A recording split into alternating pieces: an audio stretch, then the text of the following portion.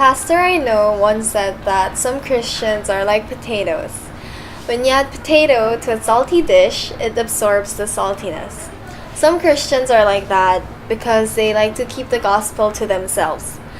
They hesitate to share the gospel to non believers because they want to avoid rejections or complications that they might possibly receive, when we in fact have to be the salt of this world. Today, I'm here to not be a potato, but in a different sense. I had social anxiety for 5 years, yet I have survived to this day confident enough to share some tips on how to alleviate or ease social anxiety. So, first of all, what is social anxiety? According to psychologist Thomas A. Richard, social anxiety is the fear of social situations which involve interacting with people. According to Anxiety and Depression Associations of America, 15 million or 6.8% of United States population suffer from social anxiety. So what revolves around your head when you have social anxiety? In my case, I was definitely afraid of the judgments people may possibly make about the words I say or the actions I do. I do know that judgments are inevitable, yet it was so alarming to know that I was being negatively judged by others. There's also this recurring fear of looking out of place or looking left out from a social group. I also feared rejections. I feared looking anxious. I feared looking shy in front of people. And some people may ask, isn't it normal to feel shy at times? Or isn't it normal to feel anxious in front of big crowds? Or is it normal to feel anxious when you're in your first date?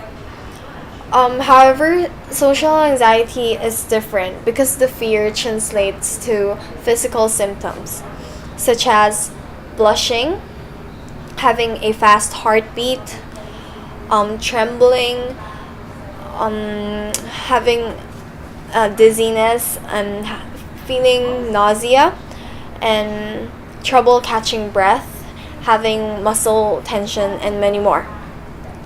So, when social anxiety prolongs, people tend to avoid social situations or even abhor them.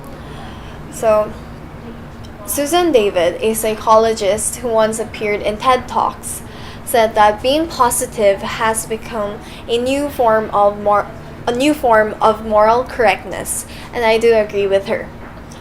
People these days try to shove away negative emotions. For example, there's a cancer patient. People would tell that cancer patient to have a positive mindset in order to better handle his tragic situation. And because they try their best to get rid of their negative emotions, I would like to say that it's right to acknowledge your feelings, your negative emotions, and you must confront them. And so I would suggest for those who are suffering from social anxiety that you must face your fears.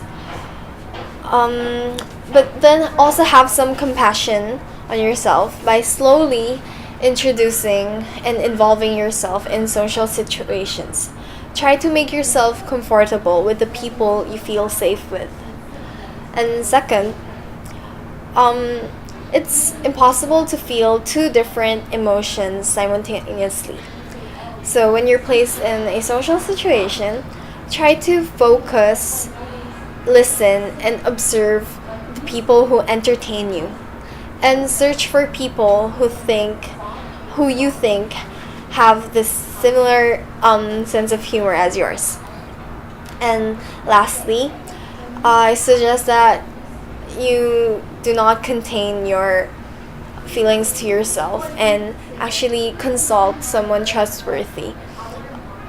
So, in my case, when I was suffering from social anxiety, I did not want to tell my mom about what I felt. I did not want to consult a counselor or a psychologist because I didn't want to speak up about my concern and keep reminding myself that I am in social anxiety. However, upon telling my mom about the fears I was continuously feeling, my mom was able to encourage me. She gave me tips on how to overcome social anxiety better. And when you actually tell someone about what you're feeling, um, you that person you are confronting may actually have had the same experience as yours.